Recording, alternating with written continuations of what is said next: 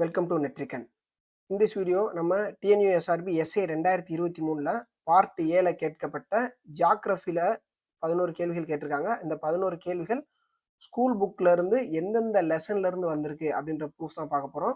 நம்ம ஆல்ரெடி என்ன பண்ணியிருக்கோம் அப்படின்னு பார்த்தீங்கன்னா, நம்ம சேனலில் 2025 பார்ட் ஏல இந்த 80 கேள்விகளும் எந்தெந்த சப்ஜெக்ட்ல இருந்து ஜியாகிரஃபியில் 14 கேள்வி வந்திருக்கு, ஃபிசிக்ஸில் 13, பயாலஜியில் 12, எக்கனாமிக்ஸில் 11, இந்த மாதிரி ஒவ்வொரு சப்ஜெக்ட்லேருந்து எத்தனை கேள்விகள் வந்திருக்கு, இதனுடைய புக் ப்ரூஃப் ஸ்கூல் புக்கில் எங்கே இருந்தெல்லாம் கேட்டிருக்காங்க, இல்லை வெளியே இருந்து கேட்டிருக்காங்களா அப்படின்றது எல்லாத்துக்கும் நம்ம வீடியோஸ் போட்டுட்டோம். டிஎன்யூஎஸ்ஆர்பி எஸ்ஏ 2025 அப்படின்னு தனியாக ஒரு பிளேலிஸ்ட்டே நம்ம கிரியேட் பண்ணியிருக்கோம். இந்த எல்லா சப்ஜெக்ட்டுக்கும் நம்ம தனித்தனியாக வீடியோ போட்டிருக்கோம். ஸோ அதை ஃபஸ்ட்டு பார்த்துருங்க. இந்த பிளேலிஸ்ட்டோட லிங்க் நம்மளுடைய டிஸ்கிரிப்ஷனில் கொடுத்துட்றேன். இப்போ நம்ம 2023ல் ஆல்ரெடி நம்ம கரண்ட் அஃபேர்ஸ் வீடியோ பார்த்தாச்சு, ஹிஸ்ட்ரியும் அப்லோட் பண்ணியாச்சு. நெக்ஸ்ட் இப்போ நம்ம ஜியாகிரஃபி தான் பார்க்க போகிறோம். இப்போ ஜியாகிரஃபி எடுத்துட்டாலே 10th ஜியாகிரஃபி படித்தாலே போதும் அப்படின்னு நினைக்கிறாங்க. இப்போ 2025, 2023 இந்த 2 எஸ்ஏ எக்ஸாமில் ஜியாகிரஃபி மேஜர் ரோல் பண்ணுது. ஏன் அப்படின்னா ரெண்டுலேயுமே 10+ கொஸ்டின்ஸ் வந்திருக்கு. இந்த 2025 ஜியாகிரஃபி இந்த வீடியோவுடைய லிங்க்கும் புக் சோர்ஸ் வீடியோவோட லிங்க்கும் நான் இந்த டிஸ்கிரிப்ஷனில் தனியாகவே கொடுத்துறேன். நீங்கள் அதையும் இதையும் கம்பேர் பண்ணி பாருங்கள். அதே மாதிரி 10th ஸ்டாண்டர்ட் மட்டும் படித்தா போதும் ஜியாகிரஃபிக்கு அப்படின்ற ஒரு தாட் நம்மளுடைய ஆஸ்பிரன்ஸ் எல்லாருக்குமே இருக்குது.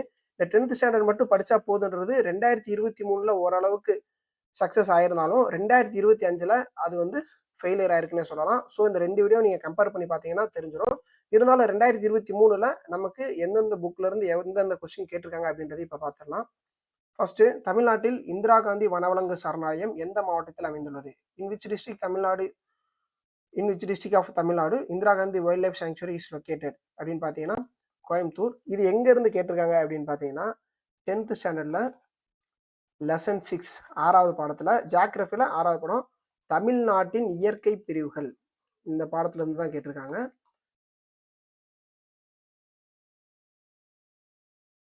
தமிழ்நாட்டின் இயற்கை பிரிவுகள் இதுல இருந்து தான் இந்த கொஸ்டின் எடுத்திருக்காங்க. செகண்டு, கர்நாடகா, அஸ்ஸாம், கேரளா, குஜராத் இந்த மாதிரி ஒவ்வொரு ஸ்டேட்டோட நேம் கொடுத்துட்டு அதில் அதிகமாக விளையும் பயிர்கள் என்னென்ன அப்படின்னு சொல்லி கேட்டிருக்காங்க. இந்த கொஸ்டின் எங்கேருந்து எடுத்திருக்காங்க அப்படின்னு பார்த்தீங்கன்னா 10th ஸ்டாண்டர்டில் லெசன் 3 வேளாண்மை கூறுகள் அப்படின்ற ஒரு பாடம் இருக்கு. இதில் ஒவ்வொரு பயிரும் தனித்தனியாக எக்ஸ்பிளைன் பண்ணியிருப்பாங்க. அந்த பயிர்கள் எந்த மாநிலத்தில் அதிகமாக பயிரிடப்படுது, எங்கே அதிகமாக விளையுது அப்படின்றத கொடுத்துருப்பாங்க. நம்ம எல்லாருக்குமே தெரியும், அஸ்ஸாம் அப்படின்னா தேயிலை, கேரளா அப்படின்னா ரப்பர், கர்நாடகா அப்படின்னா காப்பி, குஜராத் அப்படின்னா எண்ணெய் வித்துக்கள். இதுதான் இதுக்கான ஆன்சர். அடுத்து, ஜெய்சால்மர் காற்று பூங்கா எந்த மாநிலத்தில் அமைந்துள்ளது? ஜெய்சால்மர் காற்று பூங்கா ராஜஸ்தான் மாநிலத்தில் அமைந்துள்ளது. இந்த காற்றாலை இது எல்லாமே வளங்கள் ரிலேட்டடாக வரும். இந்த கொஸ்டின் எங்கேருந்து எடுத்திருக்காங்கன்னா 10th ஸ்டாண்டர்டில் தான் லெசன் 4 வளங்கள் மற்றும் தொழிலகங்கள். வளங்கள் மற்றும் தொழிலகங்கள் இந்த லெசன்ல இருந்து எடுத்திருக்காங்க. இப்போ இதை பார்த்தீங்க அப்படின்னா இதில் மரபுசார் ஆற்றல், மரபுசார் ஆற்றல் அப்படின்னு 2ஆ பிரித்து இந்த ஒவ்வொரு ஆற்றல் வளமும் எந்த மாநிலத்தில் அதிகமாக உற்பத்தி செய்யப்படுது, எந்த மாநிலத்தில் நிறைய தாது பொருட்கள்லாம் கிடைக்குது அப்படின்னு ஒவ்வொரு வளங்களை பற்றி டீட்டெயிலாக எக்ஸ்பிளைன் பண்ணியிருப்பாங்க. நெக்ஸ்ட் கொஸ்டின், வேடந்தாங்கல், கோடியக்கரை, முதுமலை, முண்டந்துறை இந்த மாதிரி நமக்கு சரணாலயங்கள் எல்லாத்தையும் கொடுத்துட்டு அது எந்தெந்த ஊரில் இருக்குது அப்படின்னு நேராக கொடுத்துட்டு இதில் தவறான இணையை கண்டுபிடி அப்படின்னு சொல்லியிருக்காங்க. வேடந்தாங்கல் சரி, முதுமலை சரி, முண்டந்துறை புலிகள் காப்பகம் நீலகிரி தான், கோடியக்கரை வந்து வேதாரண்யம் வரும், விழுப்புரம் வராது, இது மட்டும் தவறு. சரிங்களா? இப்போ இந்த கொஸ்டின் எங்கேருந்து எடுத்திருக்காங்கன்னு பார்த்தீங்கன்னா 10th ஸ்டாண்டர்டில் லெசன் 6 அதாவது ஜியாகிரஃபியில் லெசன் 6 இயற்கை பிரிவுகள், தமிழ்நாட்டின் இயற்கை பிரிவுகள். இதே பாடத்துலேருந்து ஏற்கனவே ஒரு கேள்வி வந்துருந்துச்சு. இதே பாடத்துலேருந்து இப்போ 2வது கேள்வி வந்துடுது.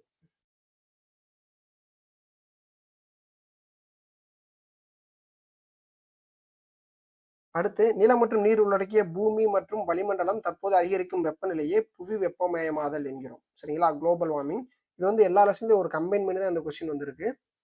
நெக்ஸ்ட், மறைநீர் என்றால் என்ன?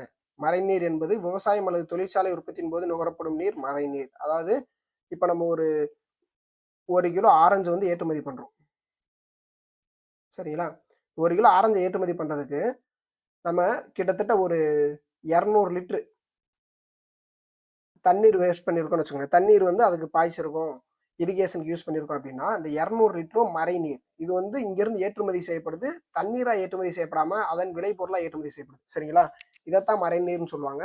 இது ரிலேட்டடான டாபிக் எங்க இருக்கு அப்படின்னு பாத்தீங்கன்னா 8th ஸ்டாண்டர்ட்ல நீரியல் சுழற்சி அப்படின்ற ஒரு பாடம் இருக்கு. நீரியல் சுழற்சி. இந்த பாடத்துல இந்த மறைநீர், மேற்பரப்பு நீர் இது எல்லாத்த பத்தியுமே இருக்கும்.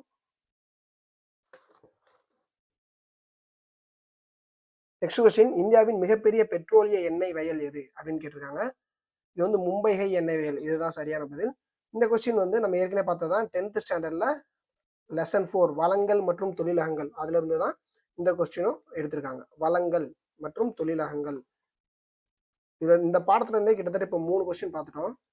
நெக்ஸ்ட் கிர், ராந்தம்பூர், சஞ்சய் காந்தி, கார்பட் இது எல்லாமே தேசிய பூங்காக்கள். எந்த மாநிலத்துல இருக்கு அப்படின்னு சொல்லி கேட்டிருக்காங்க. கிர் வந்து குஜராத் தான், கார்பட் உத்தரகாண்ட், ராந்தம்பூர் ராஜஸ்தான், சஞ்சய் காந்தி மகாராஷ்டிரா. அப்படியே நேருக்கு நேராக தான் இருக்கு. ABCD இதுதான் ஆன்சர். இந்த கொஸ்டின் எந்த பாடத்துல இருக்கு அப்படின்னு பாத்தீங்கன்னா 10th ஸ்டாண்டர்ட்ல லெசன் 2 ஜியோகிராஃபில லெசன் 2 காலநிலை மற்றும் இயற்கை தாவரங்கள் அப்படின்ற ஒரு லெசன்.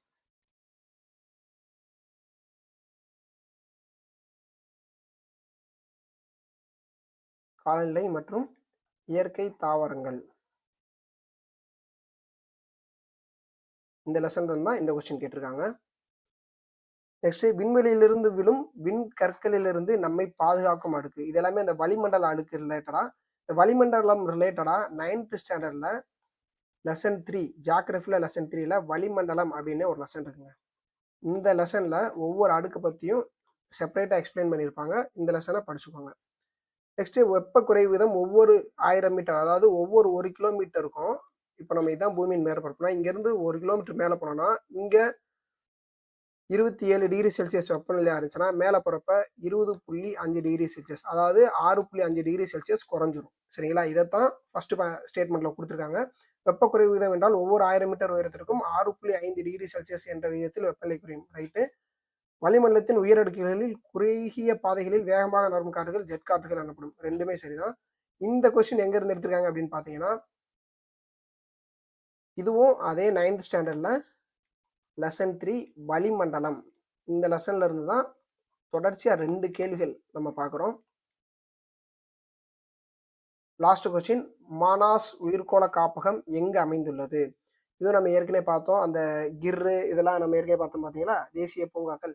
அதே மாதிரி இந்த உயிர்கோள காப்பகங்கள் பற்றியும் 10th ஸ்டாண்டர்ட்ல லெசன் 2 இந்திய காலநிலை மற்றும் இயற்கை தாவரம் இதில் ஒரு பெரிய டிராயிங் மேப் மாதிரியே போட்டு காமிச்சிருப்பாங்க. அந்த மேப்ல எங்கெங்க இருக்கு அப்படின்னு ஒரு இந்தியா மேப் போட்டு அதில் காமிச்சிருப்பாங்க. நீங்க அதை வச்சு இந்த கொஸ்டின்ஸ் எல்லாமே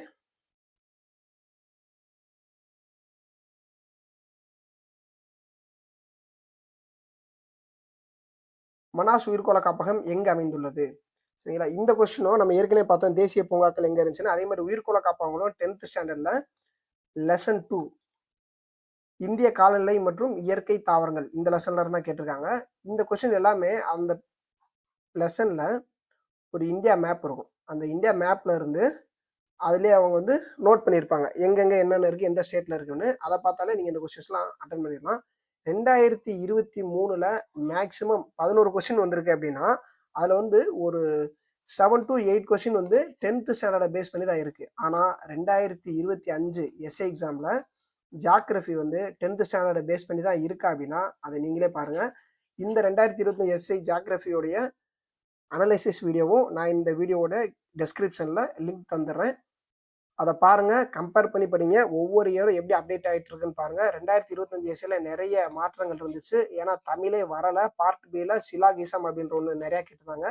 இந்த சிலாகிசம் என்னென்ன கேட்டிருந்தாங்க அப்படின்னு ஒவ்வொன்றுக்கும் எக்ஸ்பிளனேஷனோட நம்ம ஆல்ரெடி வீடியோ கொடுத்துருக்கோம். அதை நம்ம சேனல் அப்லோட் பண்ணியிருக்கோம். அதையும் பார்க்காதவங்க பார்த்துக்கோங்க. நெக்ஸ்ட் நம்ம என்ன பண்ண போறோம் அப்படின்னா இந்த 2023 2022 இந்த லாஸ்ட் 3 இயர் எஸ்ஐயை அனலைஸ் பண்ணிட்டு அதுக்கடுத்து ரெகுலரா TNUSRB விக்ட்ரி சீரீஸ், அதாவது வெற்றி தொடர் அப்படின்னு ஒரு சீரீஸ் ஸ்டார்ட் பண்ண போறோம். ஸோ நம்ம சேனலை மறக்காம சப்ஸ்கிரைப் பண்ணிட்டு ஃபாலோ பண்ணிக்கோங்க. நெக்ஸ்ட் இதுல உள்ள